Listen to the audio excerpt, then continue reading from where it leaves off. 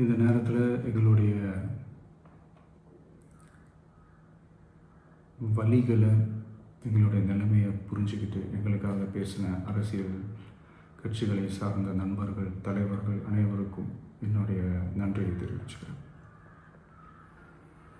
கிட்டத்தட்ட ஒரு 5 மாவட்டத்துக்கு பிரச்சாரத்துக்கு போனோம். இந்த மாதிரி எதுவுமே நடக்கல. ஆனால் கரூரில் மட்டும் ஏன் எப்படி நடக்குது, எப்படி நடக்குது?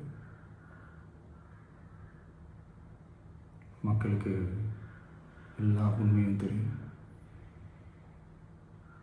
மக்கள் எல்லாத்தையும் பார்த்துக்கிட்டு இருக்கிறாங்க.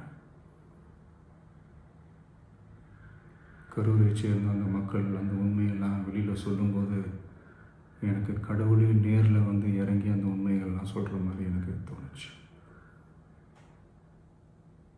சீக்கிரமே எல்லா உண்மைகளும் வெளியில் வரும்.